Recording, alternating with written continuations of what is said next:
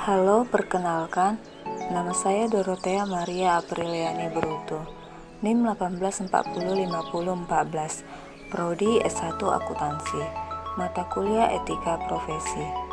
Di sini saya ingin menyampaikan tugas mata kuliah Etika Profesi. Contoh kasus pelanggaran kode etik pemerintahan. Salah satu contoh kasusnya adalah kasus korupsi oleh Setia Novanto. Kasus pengadaan EKTP menjadi salah satu kasus korupsi yang paling fenomenal. Pada tahun 2017, terjadi kasus korupsi EKTP yang diduga oleh Setia Novanto dan oknum lainnya.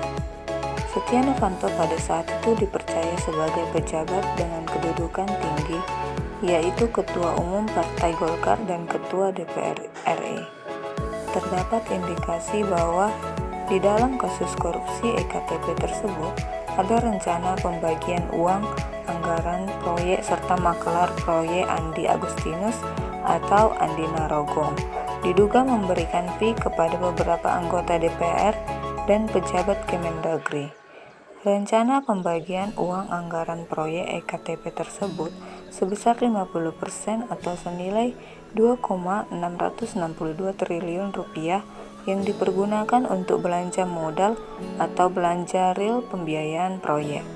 Sementara itu, diduga adanya aliran dana dengan sisa sebesar 49% atau senilai 2,558 triliun rupiah dibagi-bagikan salah satunya kepada Setia Novanto dan Andi Agustinus alias Andi Narogong sebesar 11% atau sejumlah 574,2 miliar. Selanjutnya, contoh kasus evaluasi terhadap kode perilaku korporasi. Salah satu contoh kasusnya pada kasus Bernard Madoff. Kasus Bernard Madoff yang mengguncangkan dunia ketika ia diberitakan menyerahkan diri dan mengaku bahwa telah melakukan fraud sebesar 50 miliar atau setara dengan 550 triliun, yang menjadikannya fraud terbesar sepanjang sejarah. Skema penipuan yang dilakukan Madoff ini adalah berupa skema investasi, di mana ia menjanjikan return tertentu bagi investornya. Padahal, kenyataannya investasinya tidak menguntungkan dan serupa dengan sistem money game atau gali lubang tutup lubang, di mana investor dibayar dengan setoran dari investor baru. Pihak yang menjadi korban Madoff tidak tanggung-tanggung, yakni institusi-institusi finansial seperti HSBC, Fortis, BNP Paribas, Royal Bank of Scotland yang terpaksa menelan kerugian miliaran dolar dari fraud ini. Mengapa ini bisa terjadi? Hal ini terjadi karena kepercayaan terhadap figur dan reputasi seseorang. Madoff menjadikan banyak institusi lalai melakukan manajemen risiko terhadap investasinya.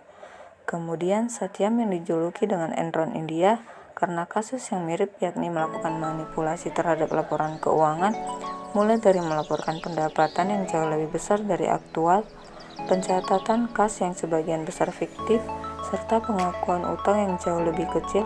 Kasus ini merupakan contoh absennya good corporate governance dan gagal terdeteksi oleh auditor dan regulator. Sekian yang ingin saya sampaikan. Terima kasih.